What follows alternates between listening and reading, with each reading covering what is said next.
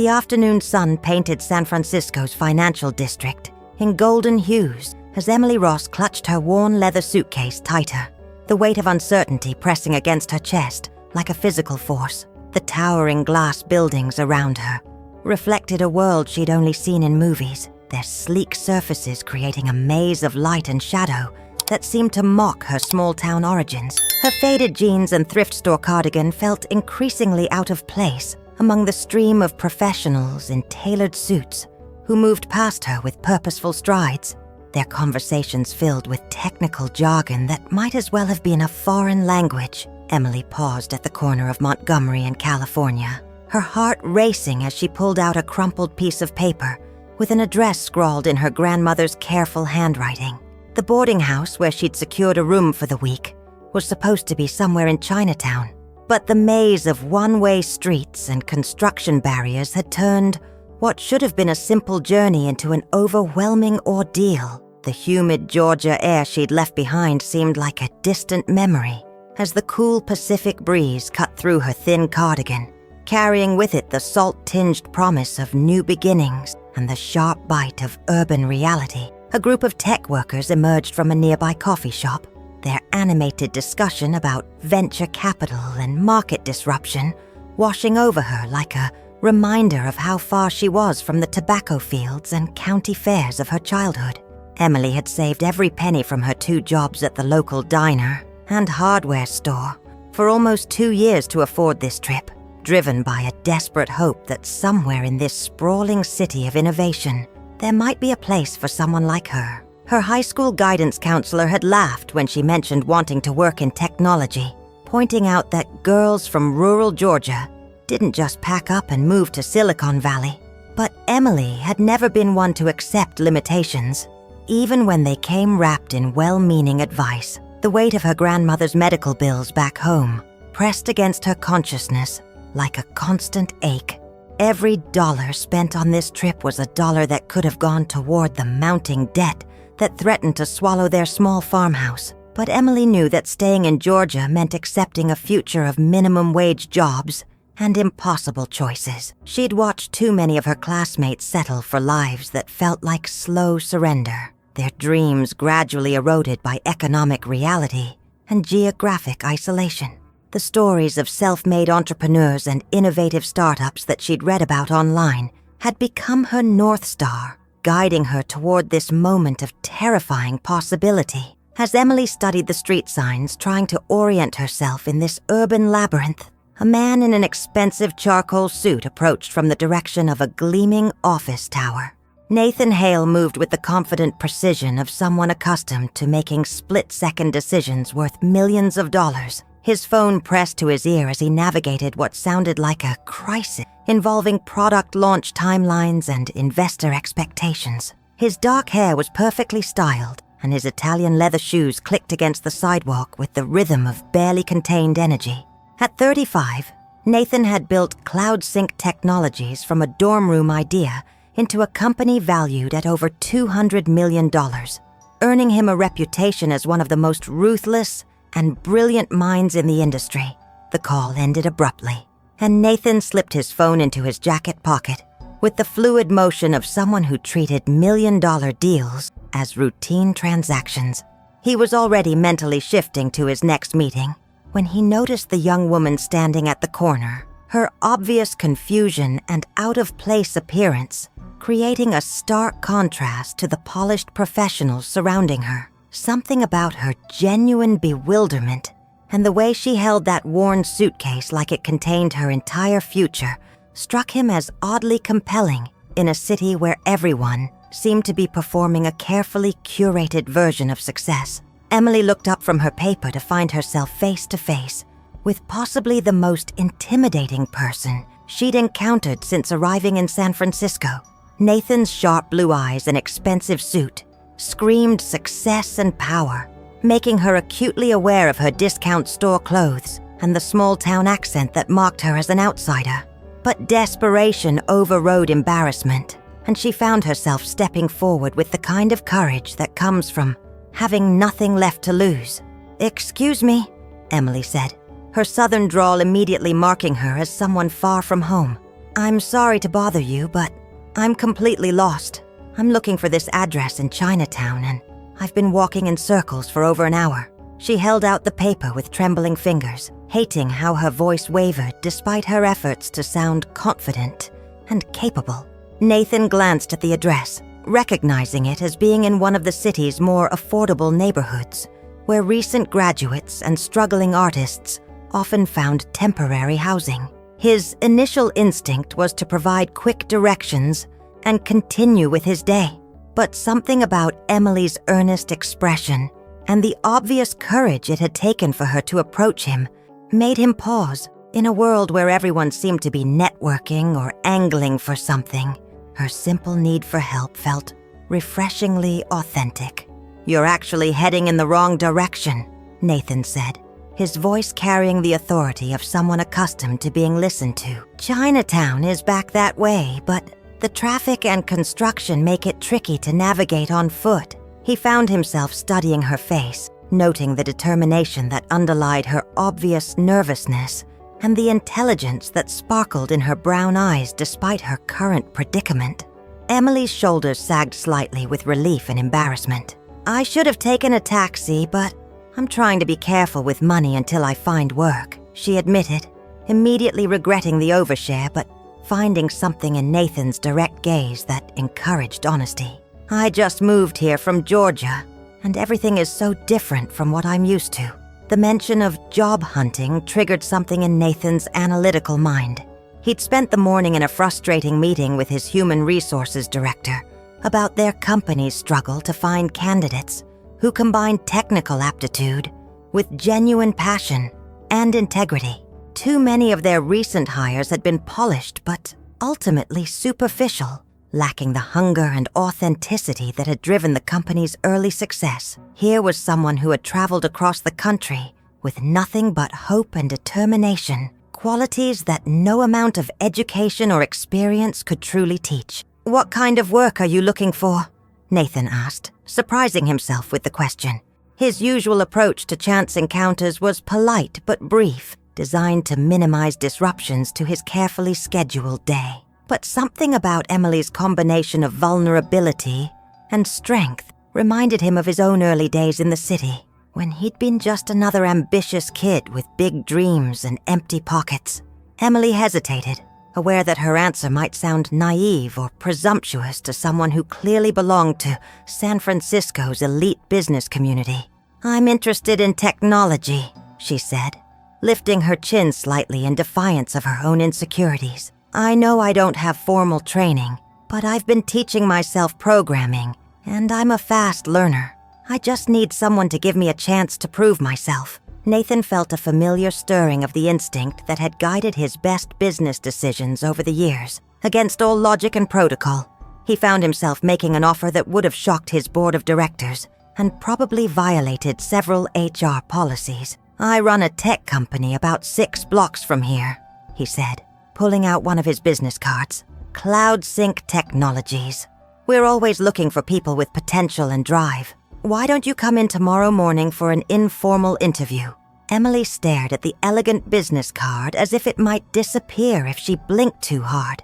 The company name was one she'd read about in tech blogs, and Nathan Hale's name was familiar from articles about successful young entrepreneurs. The realization that she'd just asked for directions from someone who could potentially change her entire future sent a wave of disbelief and terror through her system. Are you serious?" Emily stammered, her careful composure finally cracking under the weight of this unexpected opportunity. "I mean, yes, absolutely. I would be honored to interview with your company. I just can't believe this is really happening." Nathan smiled for the first time in their conversation, a genuine expression that softened the sharp lines of his face and revealed the traces of the ambitious young man he'd once been. "Sometimes the best opportunities come from the most unexpected places," he said, already wondering what had possessed him to make such an impulsive decision. "Be there at 9 a.m. sharp. Ask for me at reception." As Nathan walked away, Emily stood frozen on the sidewalk, clutching the business card like a lifeline. The crowded streets of San Francisco suddenly felt less overwhelming, the towering buildings more like promises than threats.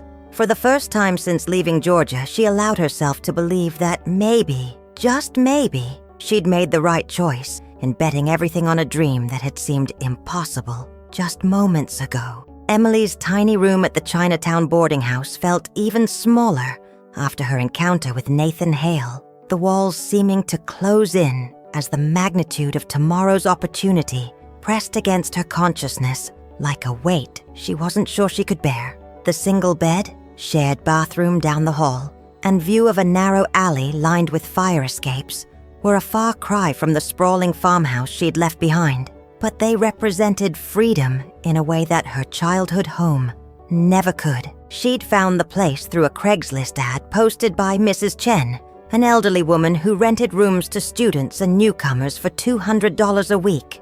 No questions asked and no credit checks required. The business card lay on the rickety wooden desk like a talisman, its embossed lettering catching the dim light from the overhead bulb. Emily had looked up CloudSync Technologies on her laptop using the boarding house's spotty Wi-Fi connection, her amazement growing with each article she read. The company had revolutionized cloud-based project management for small businesses, earning Nathan recognition as one of Forbes' 30 under 30, 3 years running. His net worth was estimated in the hundreds of millions, and his company employed over 300 people in their downtown San Francisco headquarters. The realization that she'd casually asked directions from someone who regularly appeared in business magazines sent waves of both excitement and terror through her system. Emily spread her limited wardrobe across the narrow bed, trying to assemble an outfit that might help her look professional without screaming, "Small-town imposter." Her grandmother had insisted on buying her one good outfit before she left Georgia, a simple black blazer and matching skirt from the outlet mall in Macon, along with a white blouse that Emily had worn exactly once to her high school graduation. The clothes still carried the faint scent of her grandmother's lavender sachets, a comforting reminder of home that also highlighted how far she'd traveled from everything familiar and safe. The evening ritual of preparation became a meditation on transformation and possibility. Emily practiced her introduction in the mirror above the small sink, working to moderate her accent without completely erasing the warmth that marked her as Southern. She'd spent years watching YouTube videos about professional communication and business etiquette, absorbing advice from career coaches and successful entrepreneurs who seemed to speak a different language than the one she'd grown up with.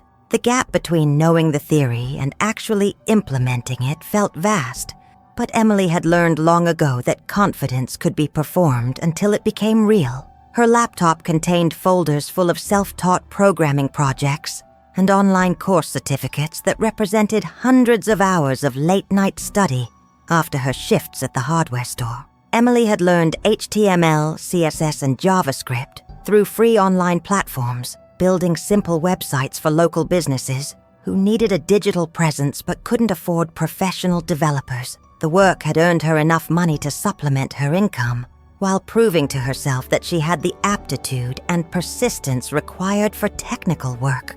But translating those skills into corporate language for someone like Nathan Hale would require a level of professional polish she wasn't sure she possessed.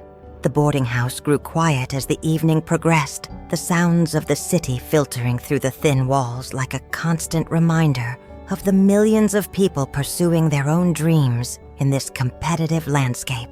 Emily could hear Mrs. Chen's television broadcasting a Cantonese news program, the rhythmic cadence of the language mixing with the distant hum of traffic and the occasional siren. These urban sounds that had initially felt overwhelming now provided a strange comfort, evidence that she was finally part of something larger than the small world she'd known for the first 22 years of her life. Sleep proved elusive as Emily's mind raced through potential interview questions and worst-case scenarios. What if Nathan Hale had reconsidered his impulsive invitation? What if she walked into his office only to be told that there had been a misunderstanding? The rational part of her brain insisted that successful entrepreneurs didn't make casual offers they didn't intend to honor.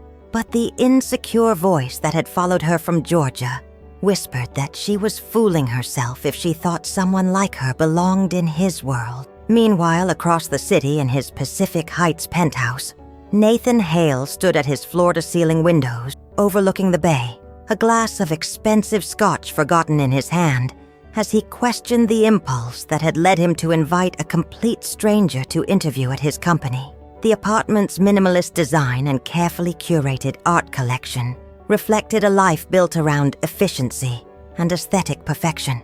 But tonight the space felt sterile and cold in a way that hadn't bothered him before.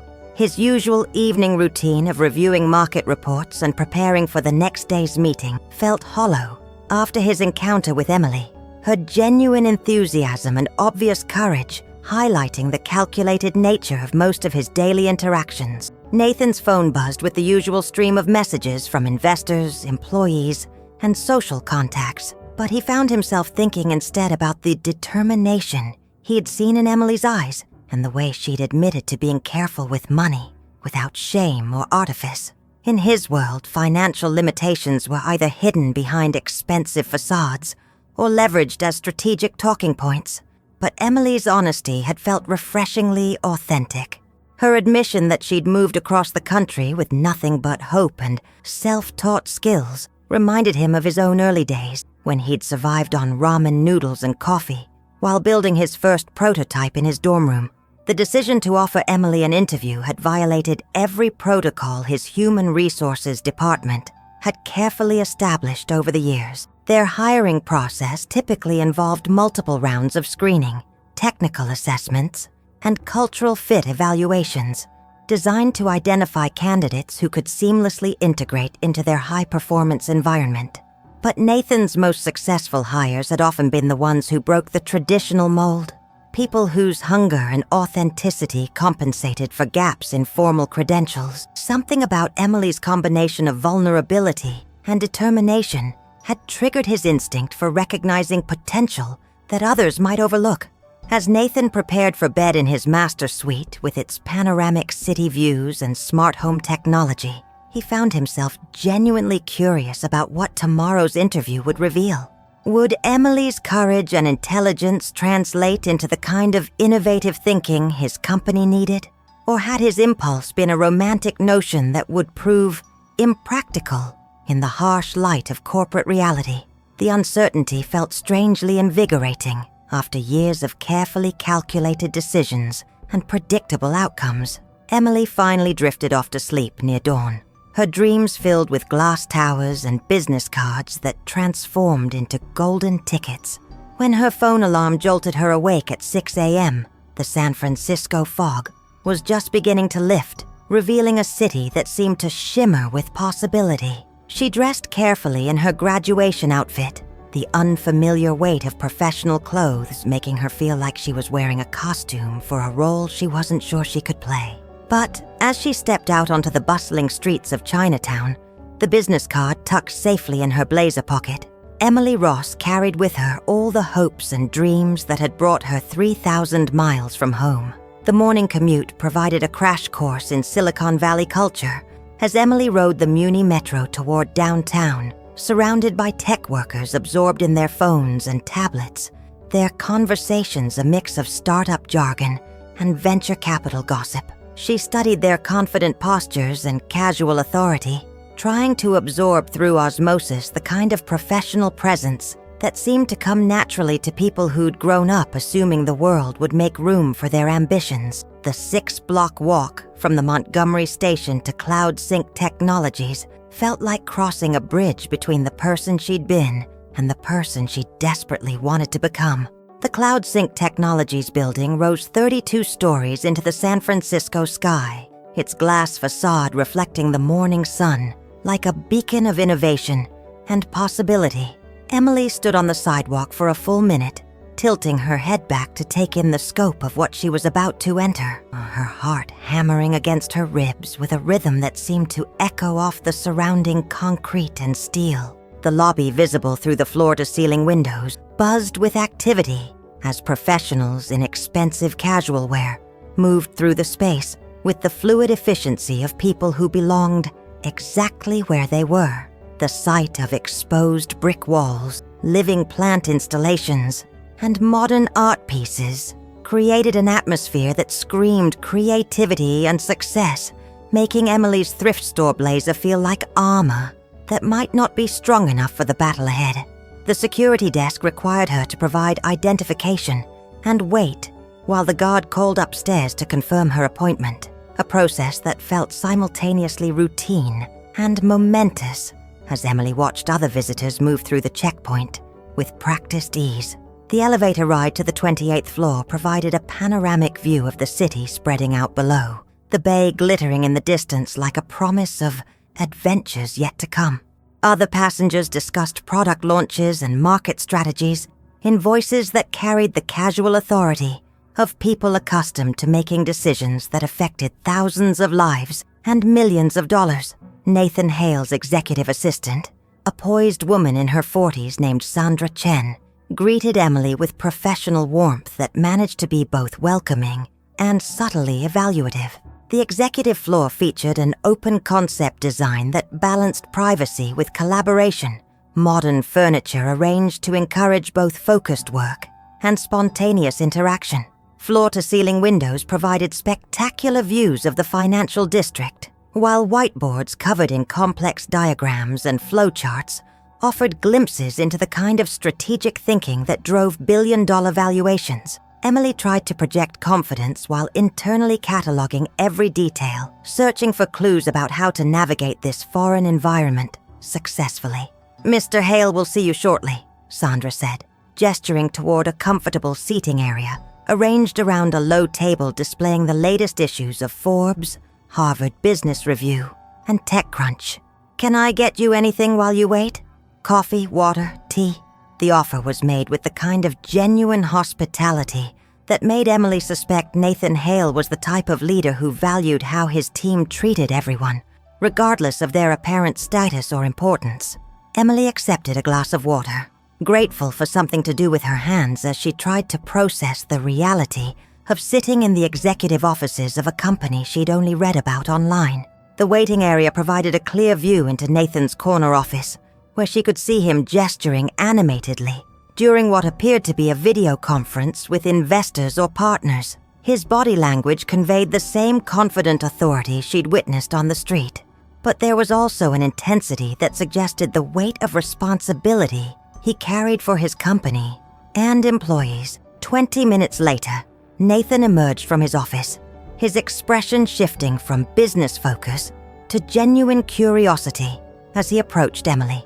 He'd traded yesterday's formal suit for dark jeans and a tailored button-down shirt that managed to look both casual and expensive, embodying the Silicon Valley aesthetic that valued substance over traditional corporate appearances. His smile carried a warmth that immediately put Emily at ease, even as she remained acutely aware of the vast differences in their backgrounds and circumstances. "Emily, I'm glad you came," Nathan said, extending his hand in a firm handshake that conveyed respect rather than dominance. "I have to admit, I've been curious about you since yesterday. It's not often I meet someone who travels across the country based purely on determination and hope." His office was a study in understated luxury, featuring a sit-stand desk covered with multiple monitors, a comfortable conversation area with leather chairs, and walls lined with awards and photos documenting the company's growth from startup to industry leader. "Thank you for giving me this opportunity," Emily replied, settling into the chair Nathan indicated while trying to project the kind of confidence she'd practiced in her boarding house mirror. "I know this is unconventional, and I want you to know that I don't take it lightly. I've been researching your company since yesterday, and I'm incredibly impressed by what you've built here." Her voice carried only the slightest trace of her southern accent, evidence of the careful modulation she'd practiced throughout the morning. Nathan leaned back in his chair, his expression thoughtful as he studied Emily's face with the same analytical intensity he brought to product development and market analysis. "Tell me about your background," he said, his tone encouraging rather than interrogational. "What brought you from Georgia to my doorstep, and what makes you think you want to work in technology?" The question was broad enough to allow Emily to shape her own narrative, while specific enough to require substance rather than generic platitudes. Emily took a deep breath, recognizing this as the moment when her carefully rehearsed presentation would either open doors or confirm that she was out of her depth. "I grew up on a small farm outside Athens, Georgia," she began, her voice gaining strength as she found her rhythm. "My grandmother raised me after my parents died in a car accident when I was 8. We didn't have much money, but she always told me that intelligence and hard work could take you anywhere if you were willing to pay the price. The personal details felt risky to share." But Emily sensed that Nathan responded to authenticity more than polish. "I started teaching myself programming during my senior year of high school," Emily continued, her passion beginning to override her nervousness. "I was working at the local hardware store, and I noticed how many small businesses were struggling because they didn't have websites or any kind of digital presence. I built my first website for the store owner, and word spread. Soon I was doing websites for the diner where I also worked, a few local farms, even the veterinarian's office. Nothing fancy, but functional sites that help these businesses reach new customers and organize their operations more efficiently." Nathan found himself genuinely impressed by Emily's initiative and practical approach to solving real problems, qualities that many of his MBA-educated employees sometimes lacked, despite their impressive credentials. "What kind of technologies did you work with?" he asked, his questions becoming more technical as Emily demonstrated both knowledge and practical experience that belied her lack of formal training. "I started with basic HTML and CSS, then moved into JavaScript and jQuery for interactive features," Emily explained, her confidence growing as she moved into familiar territory. "I also learned some PHP and MySQL for database-driven sites, and I've been exploring React and Node.js through online courses. I know there's still a lot I don't know, but I'm a fast learner, and I'm not afraid of putting in long hours to master new skills." Her examples were concrete and specific, demonstrating genuine understanding rather than superficial familiarity with trendy buzzwords. Nathan asked several follow-up questions about her coding projects, impressed by both her technical grasp and her ability to explain complex concepts in clear, accessible language. But what struck him most was Emily's focus on solving real problems for real people, an approach that had driven his own early success but was sometimes lost in the abstract complexity of enterprise-level software development. "What do you see as the biggest challenges facing technology companies today?" he asked, curious to hear her perspective from outside the industry echo chamber. Emily paused thoughtfully before answering, recognizing that this question was testing not just her knowledge but her ability to think strategically about broader industry trends. "I think one of the biggest challenges is the disconnect between what technology companies build and what ordinary people actually need," she said, her response reflecting the outsider's clarity that often revealed uncomfortable truths. "I've watched small business owners struggle with software that's either too expensive or too complicated for their actual needs. There's this assumption that more features automatically means better value, but sometimes the most innovative solution is the simplest one that actually solves the core problem." The insight resonated with Nathan's own frustrations about feature creep and the industry's tendency to prioritize impressive technology over practical utility. CloudSync had succeeded partly because they'd focused on making project management genuinely easier, rather than just more sophisticated. But maintaining that focus required constant vigilance against the temptation to add complexity for its own sake. Emily's perspective suggested she understood this fundamental tension in a way that many industry veterans struggled to articulate. "What would you want to work on if you joined our team?" Nathan asked, genuinely curious about how Emily would approach the opportunity if it materialized into an actual job offer. The question was partly practical and partly philosophical, designed to understand whether Emily's interests aligned with the company's current needs and future direction. Emily's eyes lit up with enthusiasm as she leaned forward slightly, her carefully maintained professional demeanor giving way to genuine excitement. "I'd love to work on anything that helps small businesses succeed," she said without hesitation. I've seen how technology can level the playing field for companies that don't have huge budgets for custom solutions. If I could contribute to tools that make it easier for a family restaurant or a local farm to compete with larger businesses, that would feel like meaningful work to me. Her passion was unmistakable, transforming her from a nervous job candidate into someone with a clear mission and the determination to pursue it. Nathan felt something shift in his perception of Emily, recognizing in her enthusiasm the same drive that had motivated his own career, but had become somewhat buried under years of board meetings and profit margins. The interview had revealed not just technical competence, but also a clarity of purpose that many of his current employees seemed to lack, despite their impressive backgrounds and compensation packages. As he looked across his desk at this young woman who traveled across the country with nothing but hope and determination, Nathan found himself remembering why he'd started the company in the first place, and wondering if Emily Ross might be exactly what CloudSync Technologies needed to reconnect with its founding mission. The silence that followed Emily's passionate response stretched for what felt like an eternity, though in reality, it lasted only the few seconds Nathan needed to process the implications of what he was about to do. His usual hiring decisions involved weeks of deliberation, multiple interviews, and careful consultation with his leadership team. But something about this moment felt different, as if the careful calculations that normally guided his choices were less important than the instinct that had brought Emily to his office in the first place. The late morning sun streaming through his windows cast everything in sharp relief, highlighting both the pristine professionalism of his corner office and the genuine emotion playing across Emily's face as she waited for his response. "Emily," Nathan said finally, his voice carrying a weight of decision that made her straighten in her chair.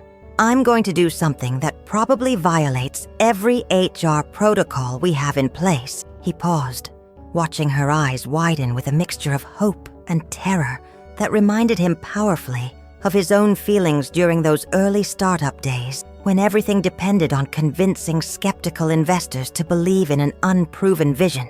"I'm offering you a position as a junior developer on our small business solutions team, starting Monday morning at a salary of $75,000 per year with full benefits."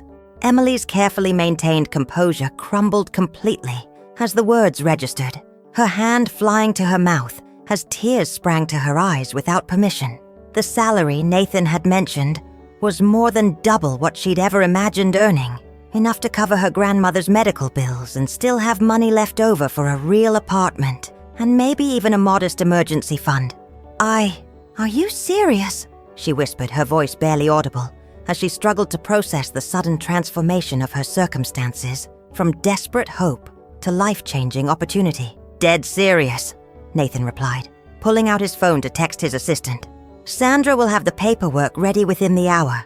You'll be working with our team that develops tools specifically for small and medium businesses, which seems like a perfect match for your interests and experience." His smile carried genuine warmth as he watched Emily struggle to contain her emotions, remembering his own overwhelming gratitude when his first investor had taken a chance on an untested college kid with big dreams and no track record.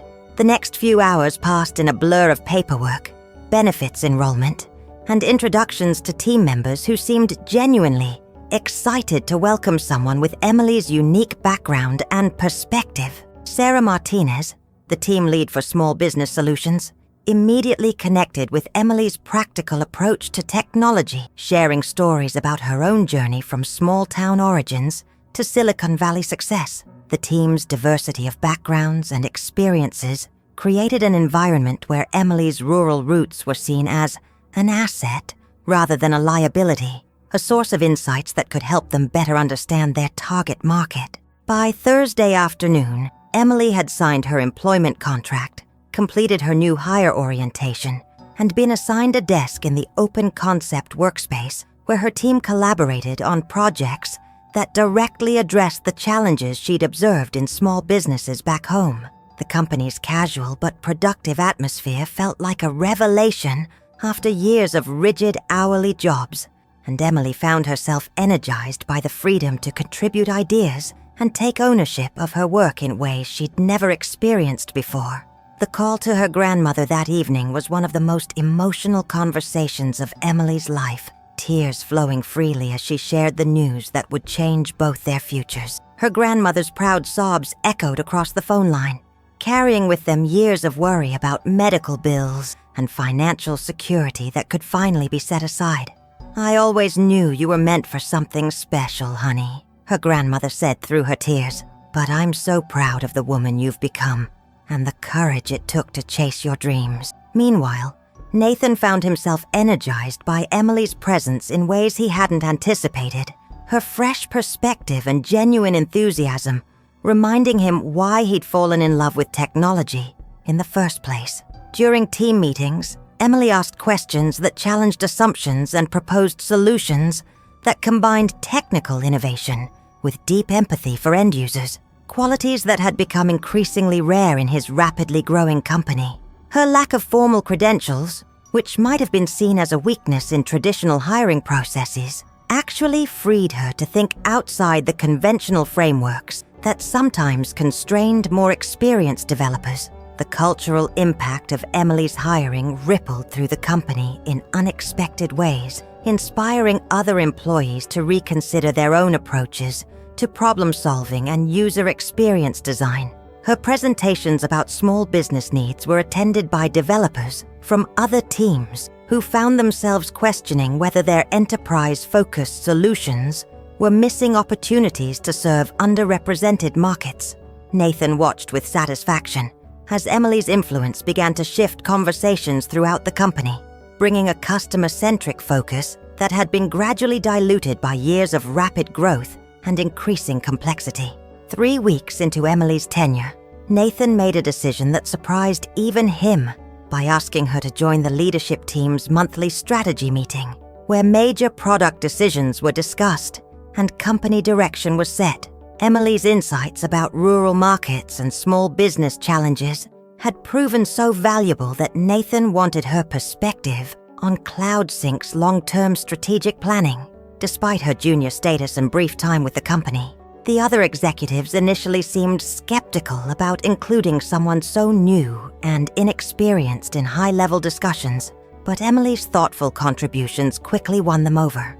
"I think we're missing a huge opportunity," Emily said during her first strategy meeting, her voice steady despite the intimidating setting of the executive conference room with its panoramic city views and million-dollar decisions hanging in the air.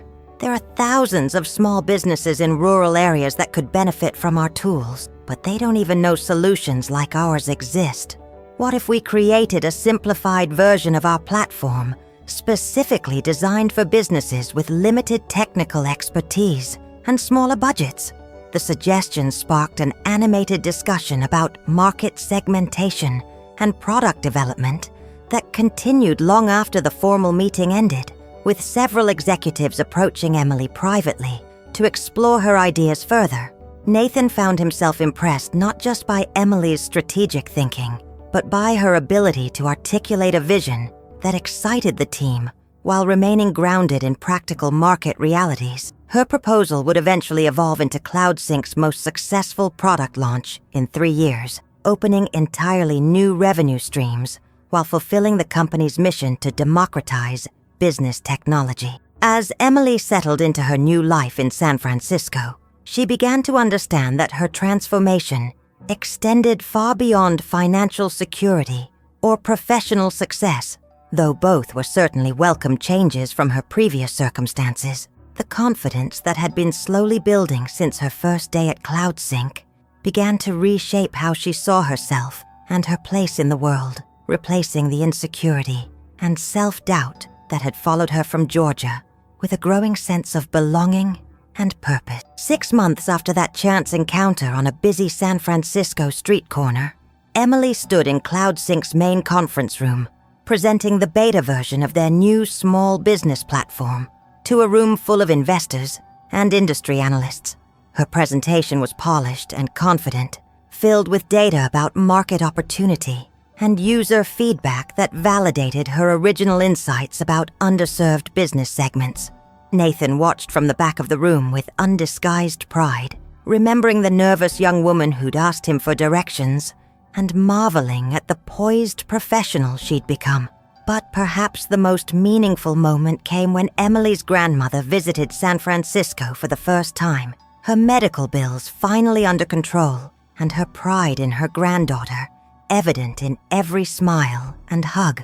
As they stood together on the observation deck of Nathan's building, looking out over the city that had welcomed Emily, with opportunities she'd never dared to imagine, both women understood that sometimes the most profound changes begin with the simple courage to ask a stranger for help. Nathan had learned something equally valuable from Emily's presence in his life and company, rediscovering the passion and purpose that had driven his early success, but had been gradually obscured by the demands of managing a rapidly growing business. Her influence had reminded him that technology's greatest power lay not in impressive features or market dominance, but in its ability to solve real problems for real people, a lesson that would guide CloudSync's future development and his own approach to leadership. The story of how a poor girl from Georgia became one of Silicon Valley's most promising young product managers would eventually be told in business schools and motivational speeches. But for Emily and Nathan, the real significance of their unlikely meeting lay in the reminder that authentic human connections could transcend economic and social barriers when people had the courage to see beyond surface differences, to recognize shared values and potential. As Emily looked out over the city that had transformed from an intimidating maze into a landscape of possibility, she carried with her the knowledge that dreams backed by determination and hard work could indeed change lives, and that sometimes the most important directions came not from maps or GPS systems, but from the willingness to trust in the kindness of strangers and the power of taking a chance on something that seemed impossible until it suddenly wasn't.